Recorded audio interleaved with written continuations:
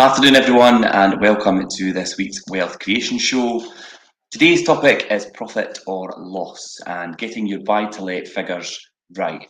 Buy-to-let is very much figures and orientated, and if you don't have them correct in the first place, you could run into some troubles ahead. So it's really important to get the figures right, and it is all about the numbers. Even if you're not that great with numbers, it can be fairly simple to make sure you've got things done correctly, or have the right people there to help you do that. I think that is very important. So we're going to cover a few things today, which are going to help you work through that process. We've covered in previous shows about renovating the property and doing the turnaround and things. So I think it's only right that we now cover, obviously, the chain of events you need to follow when purchasing your buy-to-let property. So you found your perfect property as your next, or even your first buy-to-let. It's in fantastic condition, perhaps it's maybe even new, and the place is ready to go and ready to rent. There's no furnishings to buy, no kitchen appliances needed, and nothing to paint or repair. And all that's left to do is find the tenant and watch the rent come in and enjoy the proceeds. Or is it that simple? I can assure you it's not. But if done correctly, then you could minimise your troubles further down the line if things are done correctly in the first place. There's a lot to consider when buying a rental property, to be sure that you've accounted for every expense, not only just the initial purchase costs, but also the mortgage payments, fixed rate terms, ongoing maintenance, income tax, allowable expenses, and any service charges or ground rents and things that are associated with the property, and not to mention your contingency plan for when any of the unexpected inevitable happens, and it will happen. Um, if that sounds like a lot, well, it is. But obviously there is help and advice, and I'm going to talk you through a few points today which will help you navigate through that, and where to seek some help and advice if you're unsure while you're doing that. I've got a few highs coming through. Hi Charlotte, how are you today? Thanks for watching. So yeah, let's kick off then. Legal costs. So it costs money to buy a rental property, from conveyancing to mortgage application fees, land and buildings tax, ADS, additional dwelling supplement, and things as well. There's a lot to take into consideration. These costs are unavoidable, so budget for them early on, and then check the statement from your solicitors well before completion to avoid any scrambling around to find funds and things on the actual big day of exchange. Make sure you are prepared for these types of expenses. That is a very important thing, and I think preparation is key, and to be aware of what these costs are. Improvements, we've already spoke about improvements in previous shows, and I think it's important to take into consideration the cost of them. If you're doing a renovation project on a property before renting it out, make sure you've costed everything fully and have all the money available to pay for the works. Starting a project while expecting the funds at a later date is a risky strategy, unless you have a guarantee when this additional money will arrive. So with any renovation project, it's important to neither over or underdo the improvements, and I've covered that quite a lot in the previous shows when I spoke about doing renovations. Think about your target market and likely wear and tear on your property, then balance your expenditure with long-term durability and the aspirations of your target audience. Like I've said previously, whether that be a family unit or working professionals, or you will have your target audience for a particular property. So have that in mind when you're doing your renovation. Obviously, overspending for the area or like the tenant is nothing more than money down the drain if it's not done correctly. At the same time, it's costly, it's time consuming, and it's quite boring if you have to keep replacing cheap appliances or things that stop functioning, or if your rental income goes down because of the specification that you've put in initially is not going to stand the test of time and the lifespan. So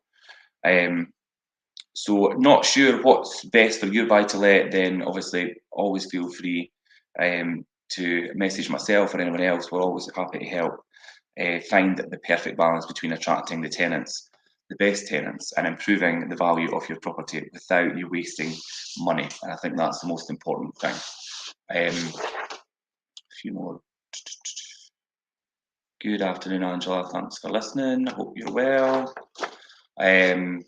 So yeah, that was just a bit of a recap on what I've spoke about in previous shows, obviously with regards to renovations. But yes, obviously getting your buy-to-let figures right. Mortgages and mortgage payments. Mortgages are efficient and low-cost borrowing that reduce your capital outlay and allows you to buy more and or higher value property. However, whether or not you have a tenant living in the buy-to-let, your mortgage will still need to be paid, and interest rates are not set in stone, as we'll all be aware.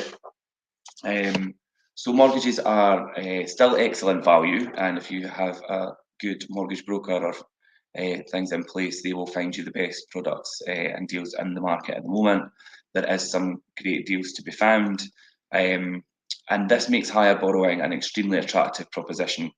But when interest rates are low, even a slight increase in the base rate can cause a significant difference in your repayments. So keep in mind when deciding how much debt you're happy to hold against how much equity you will have, will give you comfort and breathing space. So keep that in mind, obviously, when making decisions on your mortgage product. You should also consider how long you're thinking of holding on to the property when choosing a mortgage. Fixed rates are great for budget planning and things, but they almost always come with a penalty for repaying the loan inside the fixed rate period.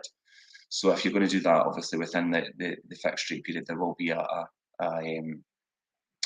charge that is associated with that. So think about how far into the future you want to commit yourself. If you're certain your wish is to hold a property for the long term, a 5 to 10 fixed year rate could be a good move. But if you're less certain, a 2-year tie-in might just be the better option and probably suit you better. I think the majority of investors who are building a portfolio and things should be in the mindset of obviously long term. It is a long term business plan to operate buy-to-lets as part of a large portfolio and look at look at it as a long-term investment. On renovation projects, some lenders will allow you to draw down extra funds at the same fixed rate after works are complete and the value of the property has increased, which is what a lot of investors and things follow. Is to draw down, obviously, once the renovations are complete and the value of the property has increased. So, as with all buy-to-let borrowing, talk to an expert to fully understand your options with that. So, but that is generally the best way to obviously draw down from that once you have increased the value following renovations. And obviously we've discussed about the renovations and things. Maintenance and repairs.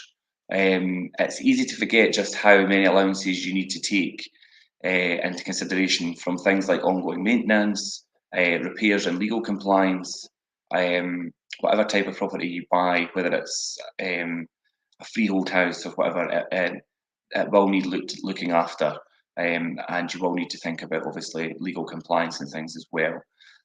Legal compliance is very important if you're going to be doing buy-to-let properties. You need to really take into consideration, obviously, gas, electric compliance, and have everything in line with the current government guidelines. Annual gas safety certificates and 5-year, 5-yearly electrical certificates are mandatory now and should be part of your calculations when you are factoring in costs for renovations and having the property ready for the market, along with any other service contracts for equipment and appliances that require regular maintenance. Now, depending on the sort of property you are buying, annual service charges can be extremely low or fairly high. A converted flat in a Victorian house can just have a communal hall to repaint every few years. that won't have much of a service charge, but you should check how well the building has been looked after and look at the fees that are associated with that. A lack of maintenance up until now could mean that a hefty repair bill could be imminent further down the line with a property when you're looking at as a buy-to-let. If it's not been maintained up until the point that you're looking at it, then the likelihood is that's going to continue once you have purchased the property and then try to obviously manage and let and manage the property. For apartment buildings with facilities like residential gardens, lifts, window cleaning services and communal areas, you'll usually attract a higher rent with more affluent tenants to go with your higher service charge. So property buildings and apartments like that will come with a higher service charge, but then you will attract a higher, you'll be able to command a higher rent, which will compensate for that. And that high-end feel and the well looked after feel that they have will attract tenants that are willing to pay that higher level of rent. However, those service charges are coming whether or not your property is occupied. And these kind of apartments often sell to landlords who look at long-term capital gains over initial yield. So it depends on obviously what your strategy is. Obviously, as I've said, for the long term, probably is the more sensible thing to look at, the long-term income from a buy-to-let property as opposed to the short-term and then the initial capital gain. So yeah, for freehold properties, the lack of service charges doesn't mean that the regular maintenance won't be required. Obviously, our gorgeous weather in Scotland, you will still have the effect of exterior paintwork, and the interior will be subject to obviously wear and tear and things as well.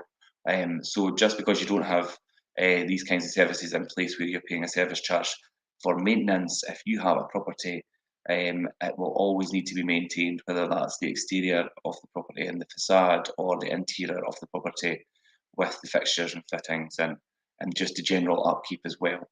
The landlord and the tenant both have a duty to kind of obviously look after the property, but the buck stops with the landlord to make sure that the property is up to standard, repaired and looked after and maintained, or you could have your managing agent in place to be keeping track of that for you.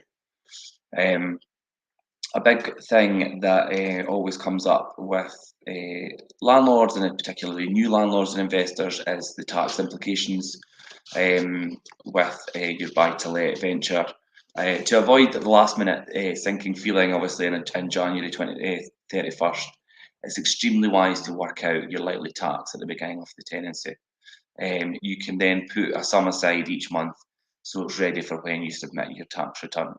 Now, the rules around allowable expenses are different, obviously between like residential tenancies and holiday lets and things. It does differ, but there are nonetheless several costs you can claim, including agency fees for your agency, service charges, insurances, maintenance and repairs, and accountants fees and things as well are all tax deductible. So bear that in mind and take that into consideration when you are doing your tax return. You could add these things on. And while mortgage interest relief has been phased out, the new mortgage tax credit still benefits the majority of landlords. So that's another thing that you could obviously benefit from. Furnished lettings, you can also claim the cost of replacing furniture and appliances, but you cannot claim for anything that makes an improvement on the property beyond what was already there, beyond the wear and tear. Then it would obviously make the you can't do that as an improvement. So you couldn't do that claim if it's going to be an improvement on what was already there or already exists. I'm just looking at got some people jumping in here, including our very own Mr. Parker. I'm just going to send, if you give me a second, I'm just going to send him the link for this. If I could get to it quick enough. Just bear with me, guys.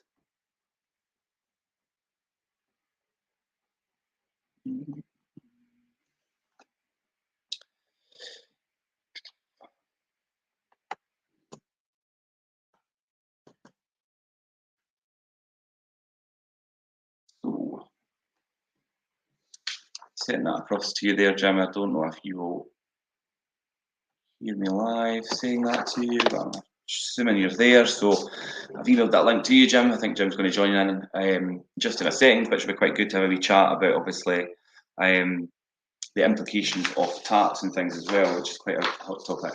And Jim has a lot of experience dealing with that during his buy-to-let journey.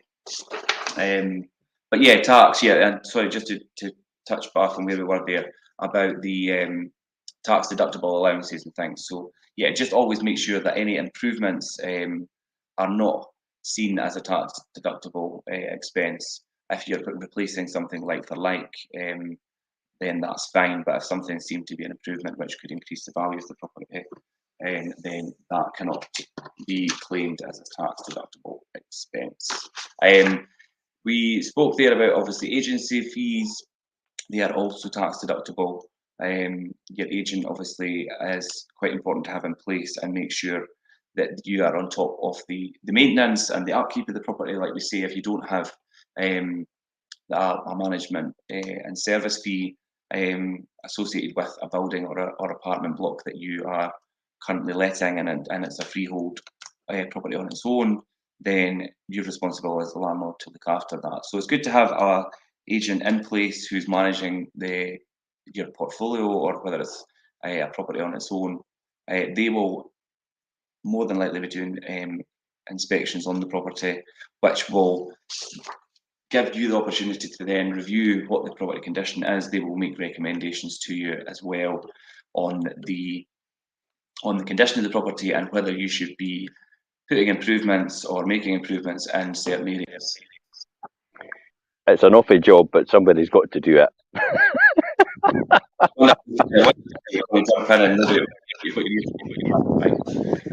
are you? Yeah, good, thanks. Yeah, profit and loss. This is probably the best subject ever.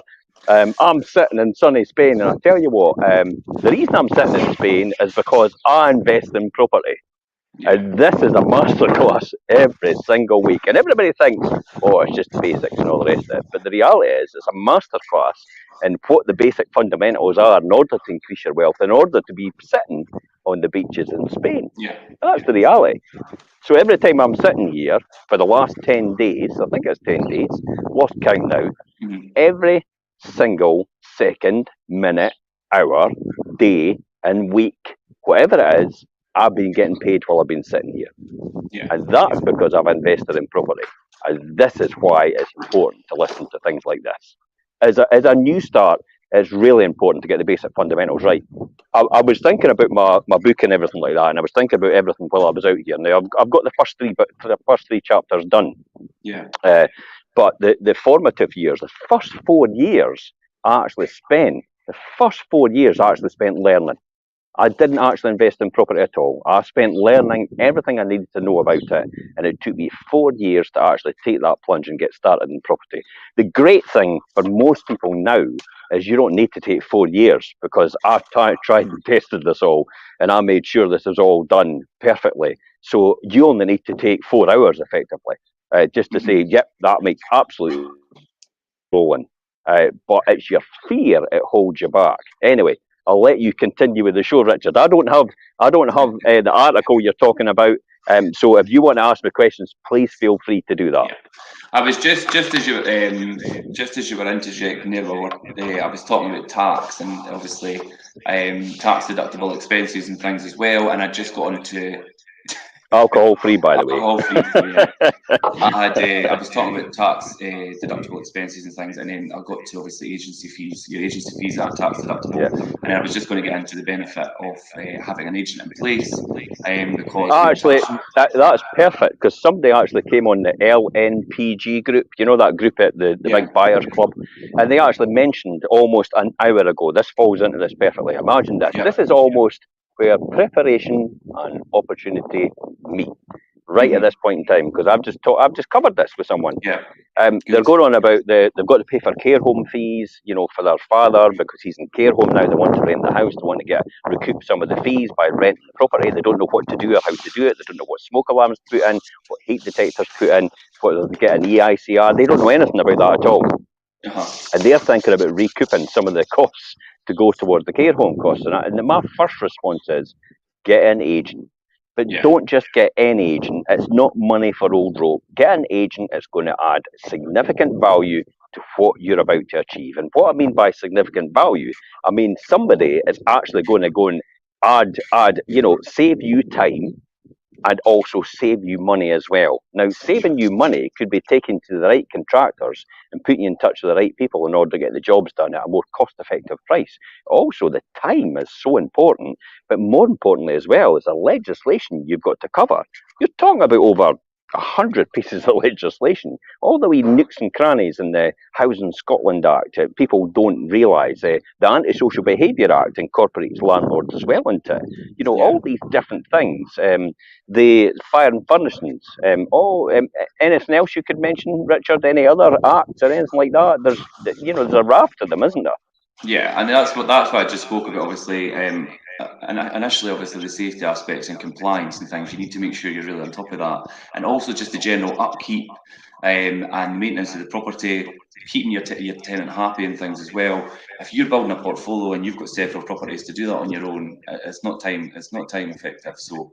And did anybody know? Did anybody realise that the Care Homes Act actually takes landlords into account as well? The Legionella testing.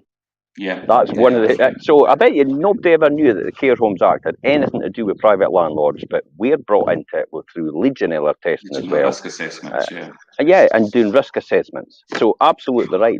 So my advice every single time is get a shit hot letting agent.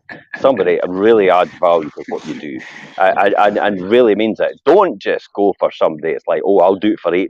It's like, if that's the first words out of somebody's mouth, it's like that is not the right person you should be using, because all they think about is what they can minimise on as much as possible in order to get the job done as quickly as possible, in order to get your money in their hand. That's it. Where's the person going to add that significant value? Where are they going to see that value added for you? And you'll be able to quantify that at some point in time by the time you're saving. The time's got to be the most important thing. It's the headaches, the stress, everything else that goes with that as well. It's because you have to then reinvent a wheel. It's already invented and runs very, very efficiently through a letting agent, and you're having to do that all by yourself. So it's a false economy for some people. You're literally trying to save yourself £2.50 a day. Really? How many hours are you spending to try and save £2.50 a day? That's mental, absolutely mental. But that's just my opinion. What do I know? No, obviously, I would agree with that, Jim. And I know what goes into the day-to-day running of lettings and management of property, especially when there's so much legislation and things to take into consideration. And I think if you're really wanting to build a successful buy-to-let business and watch it grow and have it run for a long period of time, you really need somebody who's educated to the fact and knows what they're talking about and could look after everything for you, and you didn't have that stress, and you could just concentrate on your next project and building and let somebody look after all that side of things in the background, which, like you say, have a good agent to do that. Obviously, myself and the team and things, we are continually training, and I know what goes into it in the background in terms of the knowledge you have to continue. Oh, geez, Richard, I almost lose the will to live when I see all the emails coming through about all the training we're having to do. It's like, it's unbelievable. It's like, oh, to keep up your CPD, you've got to do this and you've got to do that. And CPD, for people out there, it's continuous professional development. In order to maintain your qualification as a qualified letting agent by the Scottish Government standards, you have to do continuous professional development. And genuinely, I almost lose the will to live, because I kind of think, really, do we have to do this again? And it's, absolutely. It's either that or you're not getting your qualification, you're getting it taken off you. So it is. People don't understand how important that is, and how much goes on in the background. It's the proverbial duck, isn't it?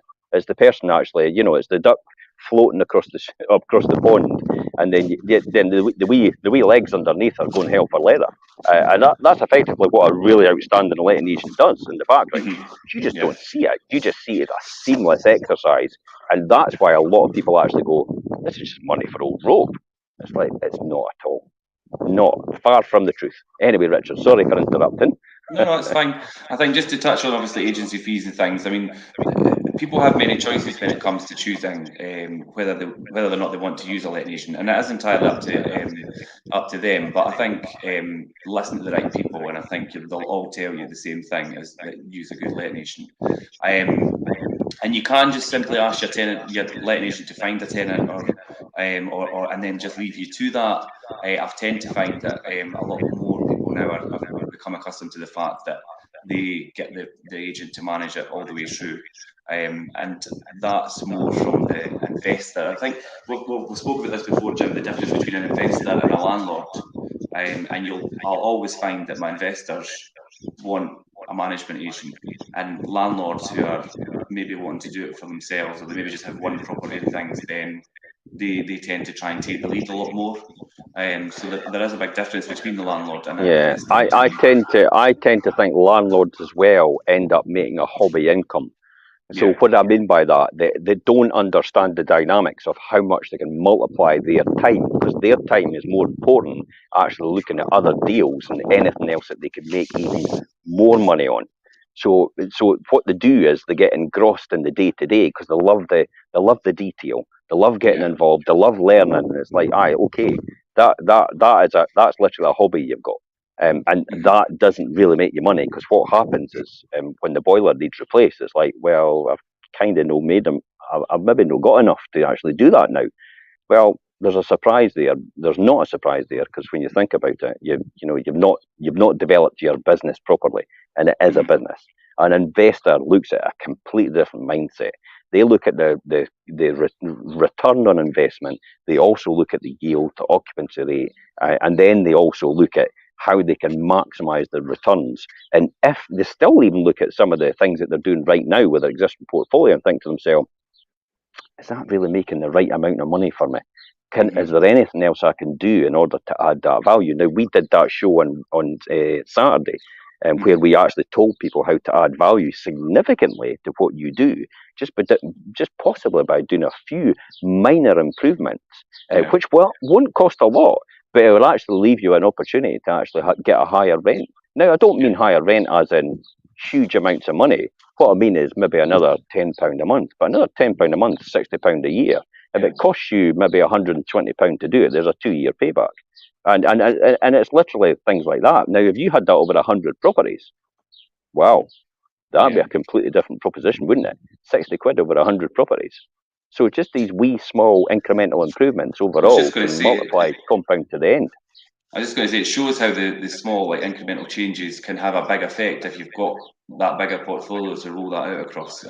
Mind blowing. It'll blow your mind. I tell you what, spend an hour with me and you'll need a carrier bag to take your mind away with, because it'll just blow you. It'll just blow you out the back of your head. It's like, now I know what I know. Now I know what I know. I kind of thought to myself, I wish someone was around when I first started to tell me all this in the beginning, because I would have been way ahead of where I am just now. I mean, I'm happy where I am, but I want to keep moving on and on as a result. Yeah, she's just flagging me over, asking me if I want another drink. We'll have another one. No, just while you're here, obviously talking about keeping in mind how long you intend to obviously have your buy-to-let property and things. I touched on mortgages there just before you come on, and obviously looking at longer fixed rate deals and things rather than the shorter term if you're in it for the long haul, and looking at the long-term investment that way rather than the short-term capital gain on a property. You're looking at the long-term. It's a double. I wouldn't say it's a double-edged sword, but there's a pluses and minuses there. I mean,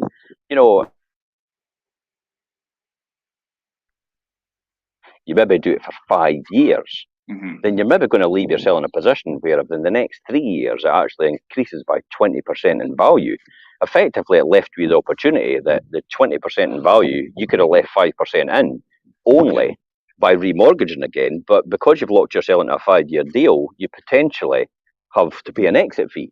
So then you have to work out, is that viable to pay the exit fee in order to get that? Possibly as well, you can get a further advance.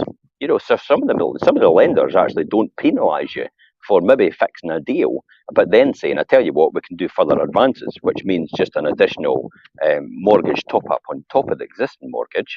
And I have it on some of them to allow you to take that money out at that point in time without actually affecting your fixed rate mortgage. And then use that money to reinvest again. Remember, it's all about recycling the same cash. This is what it's all about. If you get the numbers right and you recycle the cash every single time, you're making money on the money, on the money, on the money. And that can be done through mortgages as well. Mm-hmm.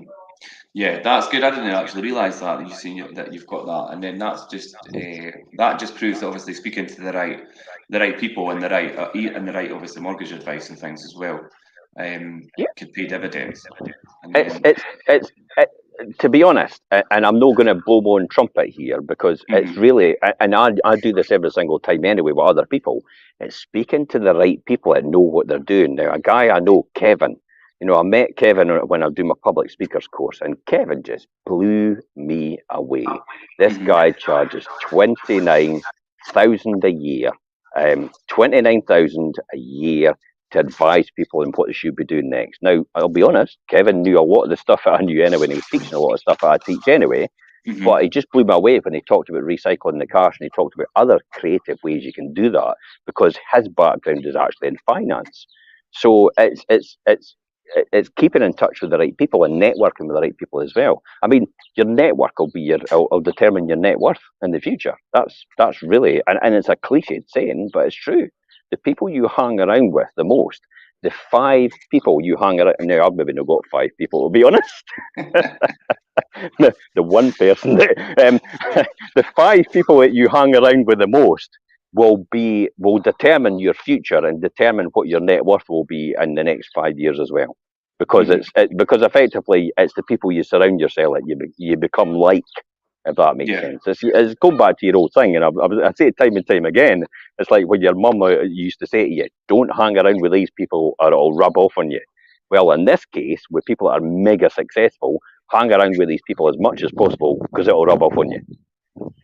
No, I think that's very true. Obviously, it's like, and reduce that. It's about, like you say, it goes back to when you're younger and things. The people that you associate with and things, you do end up obviously kind of adopting that same kind of mindset and attitude towards things. But I just keep jumping back to things that I was talking about before you come on there. Legal costs as well is quite an important thing when you're thinking about your buy to let, and you need to take all that into consideration, particularly obviously like your conveyancing and mortgage application fees and things, land and buildings tax and ADS, additional dwelling supplement things.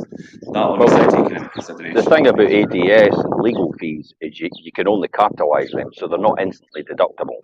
So it means you're going to outlay quite a lot of cash in the beginning, but it's not going to be deductible against your profit. So you're going to have to pay tax on that cash you're outlaying in the beginning. Admittedly, you'll get it at the end, but with people like me, I'll probably never get that at the end because I have no intention of ever selling. This portfolio will be passed on to generations to come. So I'm not really going to get a benefit out of that at all. So it's something you have to take into account. Interestingly enough, the eight I did just now that I got over the line, it came on the averaging. So instead of paying £24,000 in actual stamp duty, it actually just paid the average of the 8 of them. So it ended up being £3,000 stamp duty for 8 properties.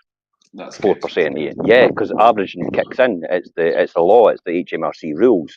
If you get 6 or more properties at the same time over the line, regardless, it doesn't need to be a portfolio. It can just be individuals, and you just put them all together in a bundle from all the different people, and then get them over the line. You pay the average ADS. So it's another efficient way to do it. Now, if you don't have, for example, that buying power to do that, possibly you might actually consider coming in with another 2 or 3 people and forming your own limited company with the properties that you're all buying together, and actually pool together and actually get the benefit of that, and just have the ownership of that individual company itself. I mean, that takes a lot of trust for the people that you're obviously in business with, because you're getting into business with people. But that's effectively what I'm now doing. I'm actually helping people do that and getting involved in that. Because I think that's another way to actually add value to what the overall difference to somebody is. I mean, you're basically injecting your experience and your it's like a dragon. Classic example. You're sitting saying, I'm going to give away 30% of my company for 50 grand, and your company's worth a lot more. But the reality is, you've got somebody on board with you. It actually will take you to a completely different level. And a level you wouldn't even think about, because they've got all the wealth and experience. And instead of actually having to pay for that individually and learn over the years, you're getting instant access to that person, and they're driving that forward straight away for you. And that's where the value's added. So you're actually not paying for them. You're only paying for them, and they're actually giving you a bit of your equity. But they want to see that succeed as well, because obviously they benefit for it. So why would you not? I mean, why would you want, for example, 100? Why would you want? Would you not be better to have 50% of something rather than 100% of nothing? Nothing. Yeah, that does make a lot of sense. And I think what you say about obviously the multiple purchasing there, a lot of people don't have that buying power, and a lot of people maybe don't even have that knowledge that you could do that. But if you could get a group of people who, like obviously say, you need to trust people to do that, and come together and do some sort of property fund or whatever to then obviously help each other succeed. There's an idea. A property fund. Oh, property fund. There's an idea. And if you all come together and then help each other succeed and generate income together, that is, like you say, you would need to trust people to do that. But it's a good way to obviously. Today, if you're shareholders in a company and you're all equal shareholders, then and the articles are there as well, then there should be no reason why you wouldn't be able to trust these people, because you're all in it together, and all you do is set it up correctly in order to make sure that.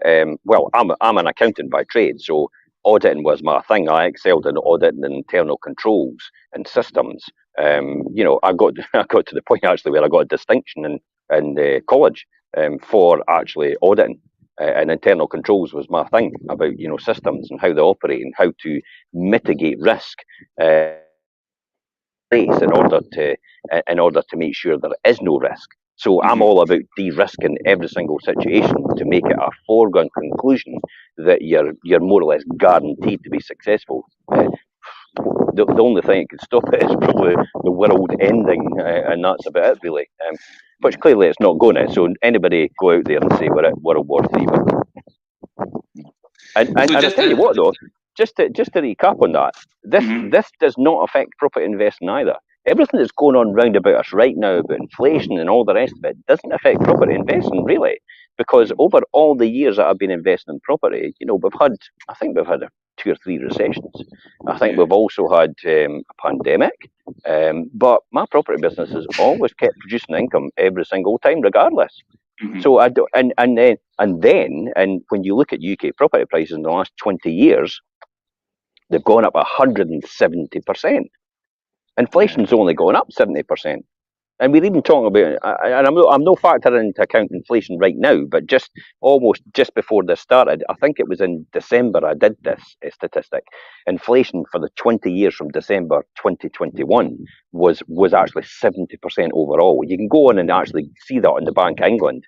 They've got a wee tool that tells you what the inflation rate is if you put it in, and how much inflation has gone up every single year since then.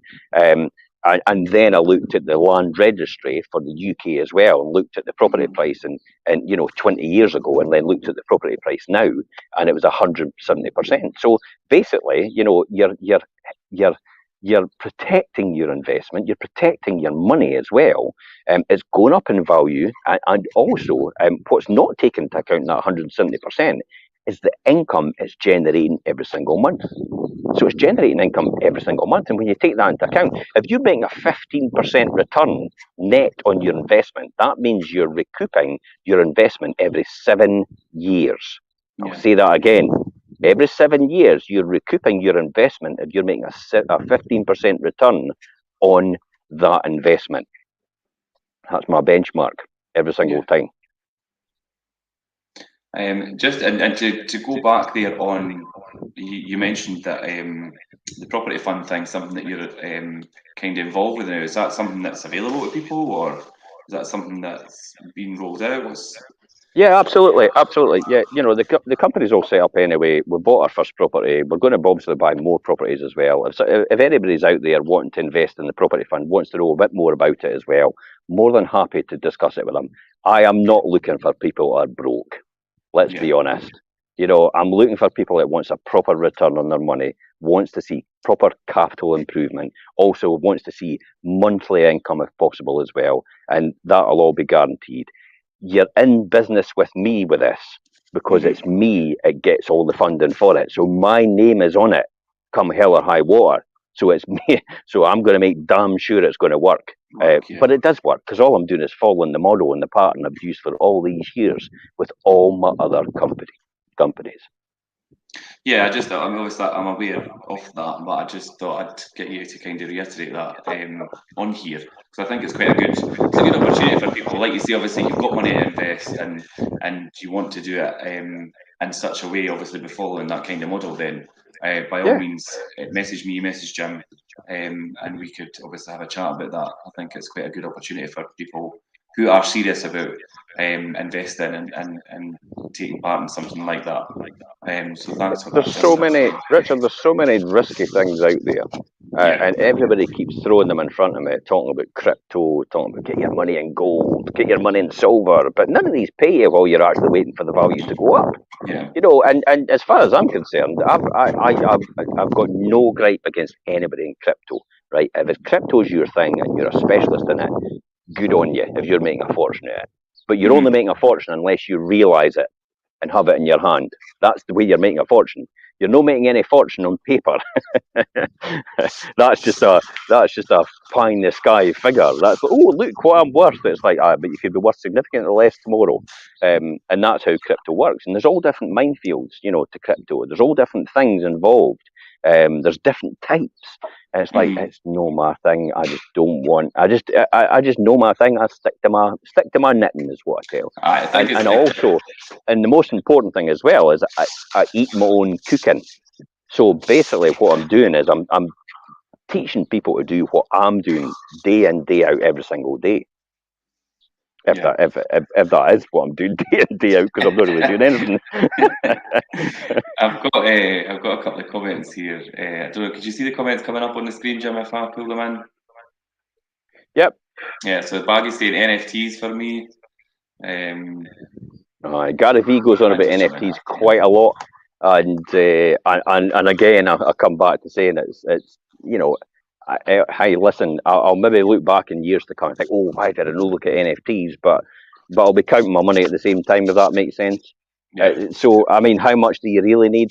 A generational wealth to pass on to your children, possibly even just enough to get by, to pay the bills, to make sure that you can have that odd holiday every year that you really wanted to make sure you could do something off the cuff and you had that money to do it. I'm only talking about small things for small people. I'm not talking about saying to somebody to get involved. You've got to be a multi-millionaire to get in. We're going to be multi-millionaire.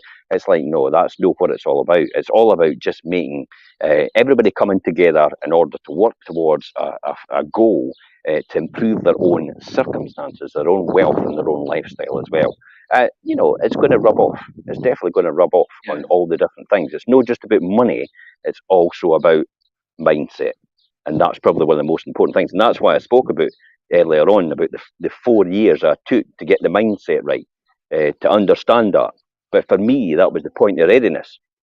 It was the preparation I did for these 4 years to when the opportunity appeared. And then that's when I thought, point of readiness, right, I'm off. And then you couldn't stop me. I just went crazy and started buying everything. It was like a game of Monopoly. Yeah.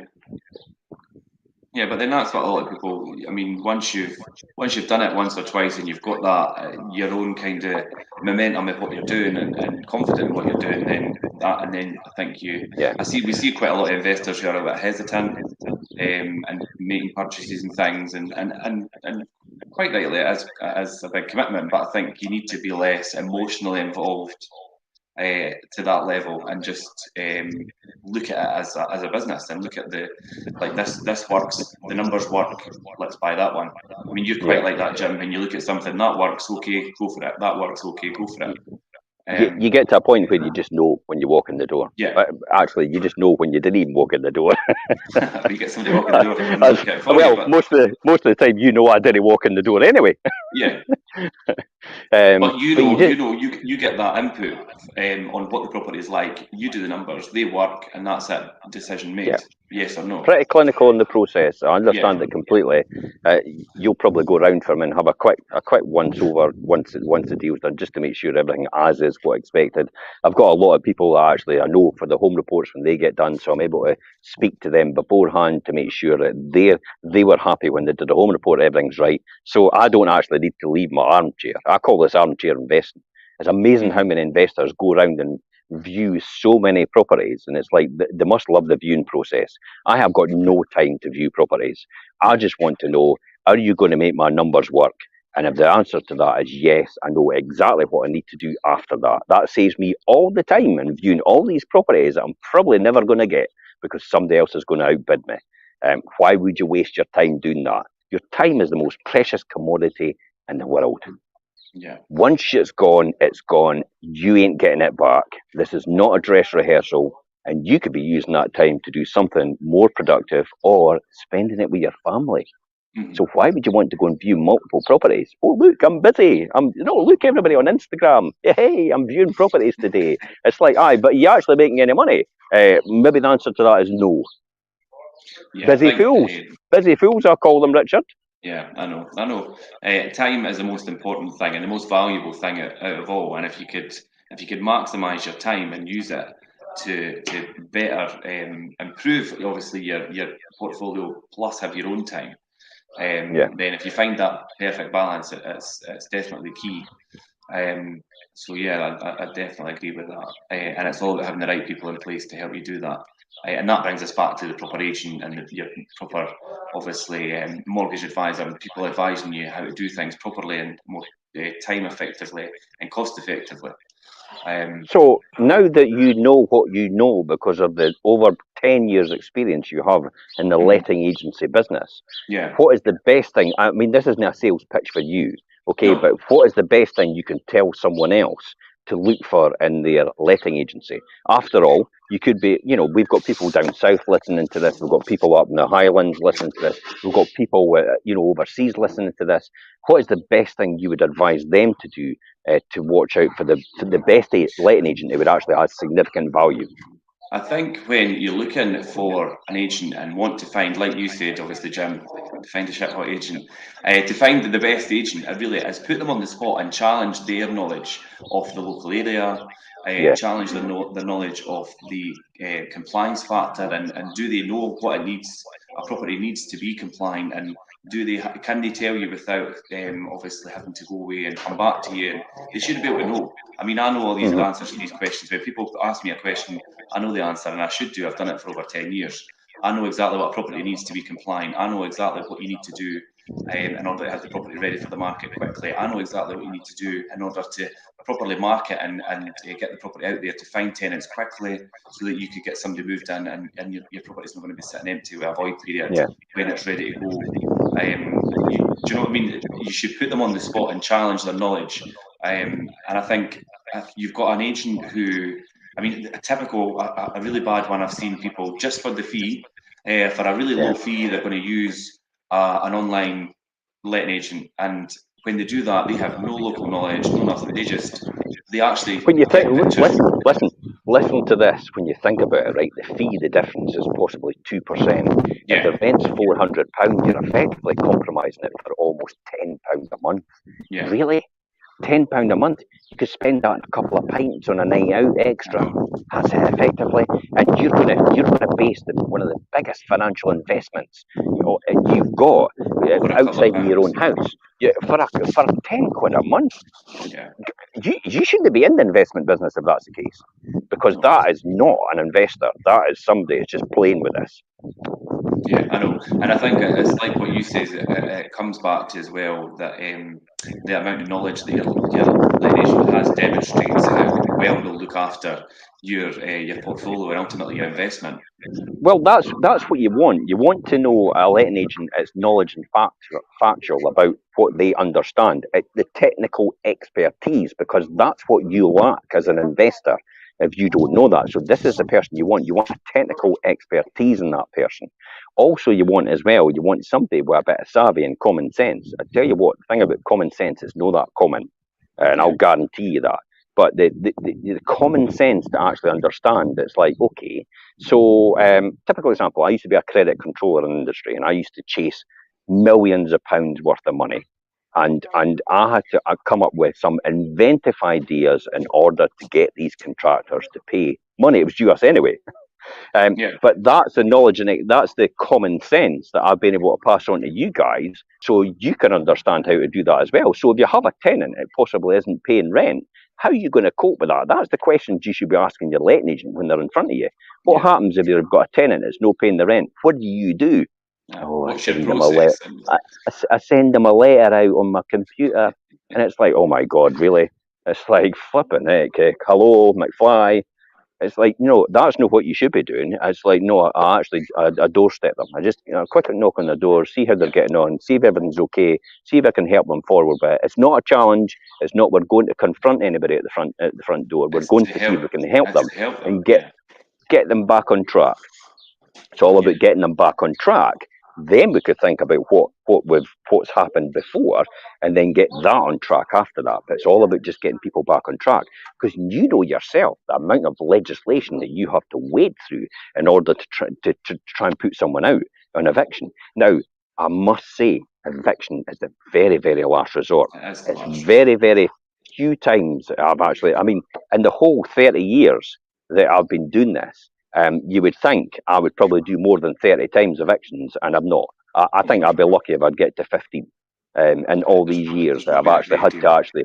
Yeah, and that's because there's other creative ways and creative solutions a letting agent should know in order to get everything back on track. It's not about getting the person out. It's just getting them back on track, getting things sorted out. So when you go to interview a letting agent, this is what you should be asking them. All these difficult questions. What would you do here? How would you do this? What if this happened? What if that happened? It's a classic example of interviewing from an employer, isn't it? Because effectively that's what you're doing. You're interviewing someone to see if they can get the job. But people just go, how much is your fee? Oh, it's 8%. Oh, I can save myself £5 a month. Really? Yeah, like you say, you're entrusting them with your investment, and you should be able to sit and really question them and hold them to task about what they're going to actually do. Yeah. And if they could demonstrate that they could do that to a high level with a good level of knowledge, then you should be prepared to pay for that. Just like you would pay, or a lot of people pay a high price for good quality goods. Do you know what I mean? In any other circumstances, if you've got a good quality agent and they're going to look after it and they have the knowledge that's going to save you the time having to learn things to do it yourself, then worth their weight in gold. Yeah, worth their weight in gold. But the thing about unicorns is they don't all flock together. Like, it's the classic example. You're looking for a unicorn when you look for a letting agent like that. You're looking for eagles because they don't fly in flocks. But the reality is that's the type of people you want, because they're the type of people who add significant value to what you're doing. And I think experience in things is quite hard to come by, especially with lettings and property management.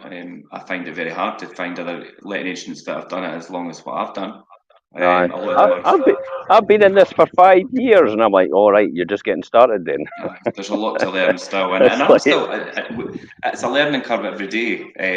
But yeah, I mean, experience and things is a big factor in it. And even every single day, it's repetition is the mother of all skill.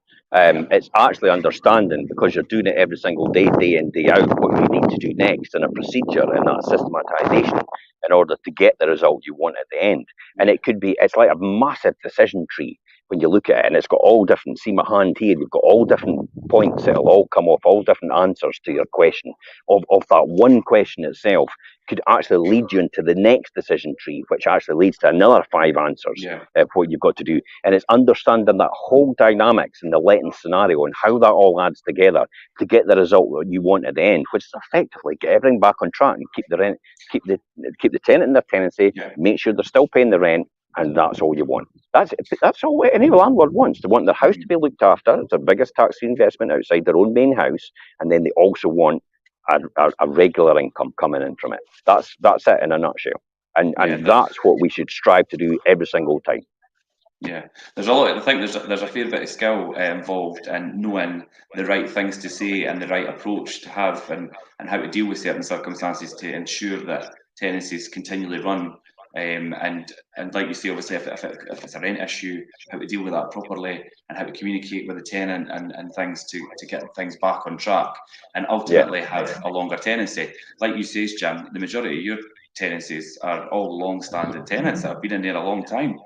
Arthur's been in there since time began, since I bought that first property. Longer than I've managed your portfolio. And it's like I've had that. Arthur's been in there for almost 20 years, and I think he's paid me about 100,000 in rent. I only bought the property for 15 grand. Yeah, that's mental, eh? And I financed most of that. So when you think about it, I only put about, at that time, it was probably 5% that you were only required to do. They were doing 95% buy-to-let mortgages. So I put 5% in all these years ago. So it was effectively about, well, what's 5% of 10 grand? Well, 500 grand. I put 1,000 quid in, and I've had 100,000 in rent out of it so far. Yeah, that's amazing. I have put a lot of money back into that to reinvest, like a new kitchen, new bathroom, new double glazing, new heating system, and that eats into that as well. But that's why he stayed so long, because I look after him. He moans now and again. You know what he's like, but the reality is he's a fantastic tenant. And he knows damn fine that I'll look after him every single time. He trusts you as a landlord, and he trusts me as an agent. In fact, we've got that relationship as well. And there's more than just him, but he's a prime example. My whole portfolio is almost like that. You know, where people actually do that every single time. They trust me to make the right decisions for them, because I make sure that they always come first, and it's not about me at all. What pays for me sitting here right now is the income I make myself independently of my property business, because my property business, all the income goes back into reinvest and buy more property and generate more wealth for the successive generations to come. Yeah. I've got a comment here, Perry's comment there. You're not buying a product, you're buying a specialist service that heightens your success as a landlord, and that couldn't be any truer, Perry. Thanks for that comment. And I'm going to, we're just approaching the hour, Jim, so I'm just going to wrap things up. I'm just going to quickly do a rundown, obviously. Back on topic, profit and loss, obviously, getting your buy-to-let figures right. Think about legal costs, think about the improvements to your property, look at your mortgage options, speak to the right mortgage advisor and things to advise you that maintenance and repairs are always required on a property to keep it functioning. It's always a good idea to have the right agent in place, keeping an eye on that and making sure it's up to scratch. And then obviously you've got your tax implications and things that are involved with any buy-to-let, and just remember that you do have tax deductible expenses and things, but they only apply to things that are not classed as improvements that could increase the value and things as well. Yeah, there's a grey area with that, and I know the grey area because I've dealt with the tax man loads of times, and he's come off our bloody nose every single time. Yeah, but I think that the agency fees for an agent are also tax deductible, so keep that in mind. Obviously, we've just had a big conversation there about the benefits of having an agent, and you can actually obviously have that as a tax deductible expense as well. Anyway, so well, thanks for joining, Jim. I think it was good that you took the time to jump in there, because I know you've got a lot of experience to kind of add to that conversation with getting the buy-to-let figures right, and it is really important to do that. Anybody has any questions, drop any more comments in there. I will get back to anybody. Message me direct, or indeed message Jim If you feel the need to do that, then we will happily give you any help. Oh, we'll be coming to our end of month private Zoom session as well. So for the private Zoom session. So if anybody wants to join the private Zoom session, then just message Richard direct, and he could include you in that private Zoom session. You can ask questions beforehand, and we could actually answer all these questions for you, and actually work on your portfolio, and actually see where it sits for you. But that's last Thursday in every single month. So if you're interested in that, this month. Yeah, perfect. So if you're interested in that, then contact us direct now. And that's me, guys. That's us. Okay, bye bye for now. Thanks for joining. Thanks From everybody sunny for watching. Spain. See you later. Bye.